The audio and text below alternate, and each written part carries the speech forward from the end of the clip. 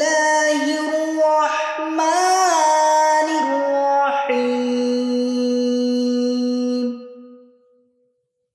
কিন্তু এমন নিদর্শন দেখার পরও তোমাদের অন্তর পাষাণ বা পাষাণের চেয়েও কঠিন হয়ে গেল। কোন কোন পাথর থেকে তো ঝর্ণা বা নালা প্রবাহিত হয়। কতক পাথর ফেটে গেলে তার ভেতর থেকে পানি বেরিয়ে আসে। আবার কিছু পাথর আছে যা আল্লাহর কথা মনে করে হয়তো বিহ্বল হয়ে ধসে পড়ে। তোমরা যাই করো আল্লাহ সুবহানাহু ওয়া তাআলা সে বিষয়ে পুরোপুরি ওয়াকিবহাল।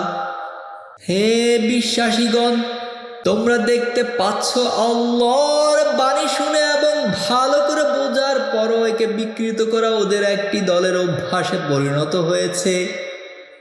এরপরও কি তোমরা আশা করো ওরা তোমাদের আহ্বানে সাড়া দিয়ে বিশ্বাস স্থাপন করবে?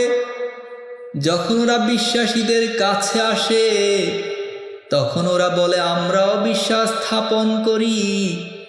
আবার যখন তারা নিজেদের মধ্যে নির্জনে মিলিত হয় তখন ওরা বলে আল্লাহ যা শুধু তোমাদের কাছে বলেছেন তোমরা কেন তা বিশ্বাসীদের সামনে বলে ফেলো? এই কথাগুলোকেই তো তারা প্রতিপালকের সামনে তোমাদের বিরুদ্ধে প্রমাণ হিসাবে পেশ করবে। তোমরা কি নির্বোধ? তোমরা কি বুঝো না? ওরা কি তাহলে জানে না যে ওরা যা গোপন রাখতে চায় বা প্রকাশ করে সবই আল্লাহ জানেন? ওদের মধ্যে এমন কিছু নিরক্ষর লোক রয়েছে আল্লাহর কিতাব সম্পর্কে যাদের কোনো জ্ঞান নেই। প্রচলিত কুসংস্কার, অমূলক প্রত্যাশা ও ভ্রান্ত বিশ্বাসও ওদের সম্বল। দুর্ভোগ তাদের জন্যে যারা নিজেরা কিছু রচনা করে এবং ক্ষুদ্র স্বার্থ সিদ্ধির জন্য বলে এই বিধিবিধান আল্লাহর কাছ থেকে এসেছে। তাদের হাত যা রচনা করেছে তা হবে তাদের সর্বনাশের কারণ, আর এর বিনিময়ে তারা যা অর্জন করেছে তা হবে তাদের ধ্বংসের উপকরণ। ওরা বলে হাতে গোনা কয়েকদিন ছাড়া জাহান্নামের আগুন কখনো আমাদের স্পর্শ করবে না। ওদের জিজ্ঞেস করো তোমরা কি আল্লাহ সুবহানাহু ওয়া তাআলার কাছ থেকে কোনো প্রতিশ্রুতি পেয়েছো নাকি? কারণ তিনি প্রতিশ্রুতি ভঙ্গ করেন না। অথবা তোমরা কি আল্লাহ সম্পর্কে না জেনে না বুঝে এমন কথা বলছো? যারা অন্যায় করে, পাপ যাদের ঘিরে রাখে তারা চিরকাল জাহান্নামের আগুনে পুড়বে। আর যারা বিশ্বাসী ও সৎকর্মশীল তারা জান্নাতে বাস করবে, সেখানে থাকবে চিরকাল।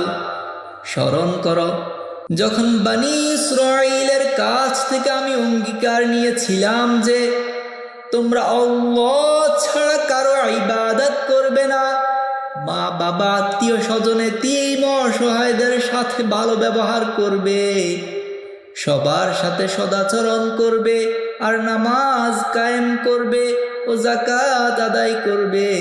কিন্তু অল্প কয়েকজন ছাড়া সবাই অঙ্গীকার লঙ্ঘন করেছিল। স্মরণ করো যখন বনী ইসরাঈলদের কাছ থেকে আরো অঙ্গীকার নিয়েছিলাম যে তোমরা একে অন্যের রক্তপাত করবে না এবং আপনজনকে দেশ ছাড়া করবে না, তখন তোমরা তা স্বীকার করে নিয়েছিলে আর তোমরা এর সাক্ষী। তারপরেও তোমরা একে অন্যকে খুন করেছ, তোমাদের এক দলকে আরেক দল দেশ ছাড়া করেছ, তোমাদের ওই এক দল অন্য দলের উপর অন্যায় ও জুলুমে জালিমদের মদদ দিয়েছ। আবার তারাই বন্দিরূপে তোমাদের সামনে হাজির হলে মুক্তিপণ নিয়ে তাদের মুক্ত করেছ, অথচ তাদের দেশ ছাড়া করাটাই তোমাদের জন্য অবৈধ ছিল। তবে কি তোমরা আল্লাহর বিধিবিধানের কিছু অংশ বিশ্বাস করো এবং কিছু অংশ প্রত্যাখ্যান করো?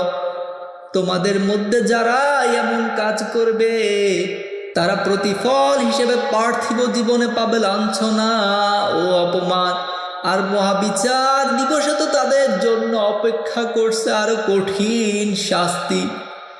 তোমরা যা করো না কেন আল্লাহ সব বিষয় জানেন। যারা পরকালের বিনিময়ে পার্থিব জীবনকে বেছে নেয় তাদের যন্ত্রণা ও শাস্তি কখনো লাঘব হবে না, আর তারা কোনো সাহায্য পাবে না। অবশ্যই আমি মূসাকে কিতাব দিয়েছি, তারপর একের পর এক রাসূল পাঠিয়েছি, শেষে মরিয়ম পুত্র ঈসাকে সুস্পষ্ট নিদর্শন সহ পাঠিয়েছি এবং পবিত্র আত্মা জিবরাইলের মাধ্যমে তার শক্তি বৃদ্ধি করেছি। কিন্তু তা সত্ত্বেও যখনই কোনো রাসূলের কাছে নাজিল হওয়া বিধিবিধান তোমাদের পছন্দ হয়নি, তখন ওই আত্মগর্বী হয়ে তোমরা তাকে অস্বীকার করেছ, আর অনেক নবী রাসূলদেরকে তোমরা খুন করেছ। ওরা বলে, আমাদের অন্তর ইতোমধ্যে জ্ঞানে টইটুম্বুর হয়ে আছে, কিন্তু সত্য অস্বীকার করার কারণে আল্লাহ ওদের লানত করেছেন। আসলে আত্মম্ভরিতার বাহিরে ওরা খুব সামান্যই বিশ্বাস করে। এখন ওদের নিজস্ব কিতাবের সমর্থন আল্লাহর কাছ থেকে নতুন কিতাব এসেছে, কিন্তু ওরা সব জেনে বুঝে সত্যকে প্রত্যাখ্যান করেছে।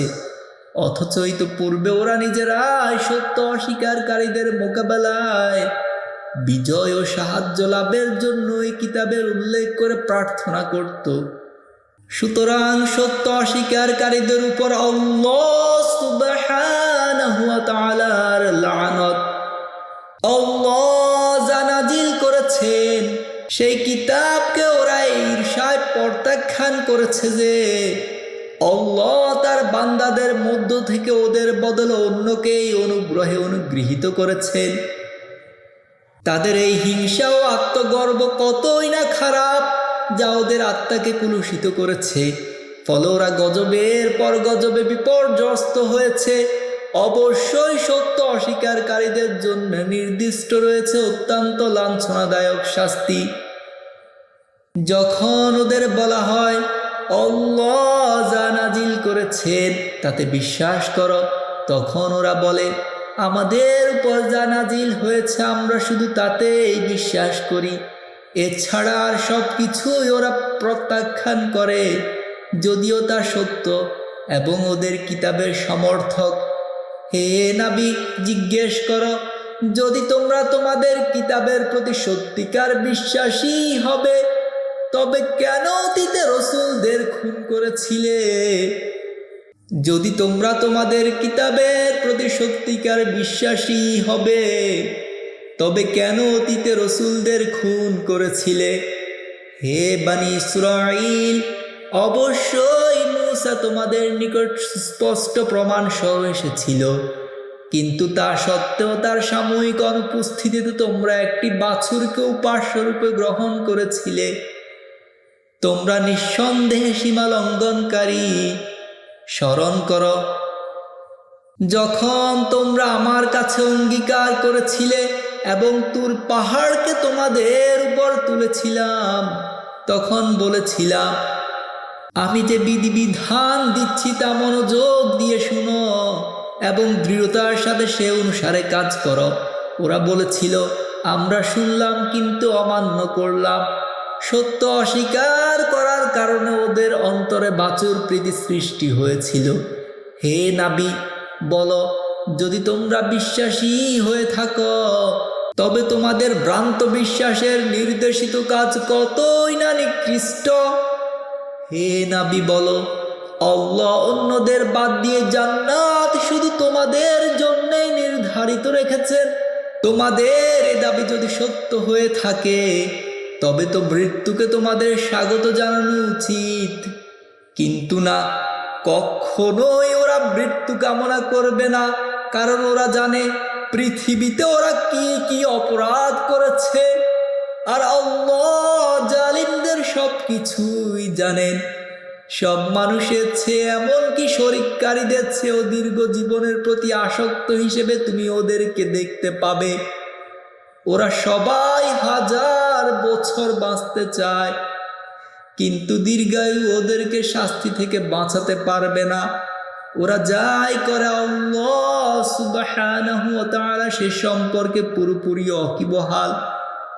হে নবী বলো, জিব্রাইলের প্রতি যে শত্রুতা পোষণ করে তার জানা উচিত জিব্রাইল আল্লাহর নির্দেশে তোমার হৃদয়ে কোরআন পৌঁছে দিয়েছে, যা পূর্ববর্তী কিতাব সমূহের সত্যতা স্বীকার করে, যা সত্য বিশ্বাসীদের পথপ্রদর্শক ও সাফল্যের সুসংবাদ বহনকারী।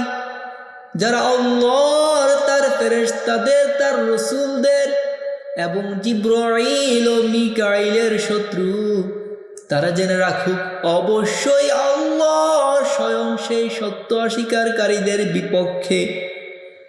অবশ্যই আমি তোমাদের প্রতি বহু সুস্পষ্ট আয়াত নাজিল করেছি।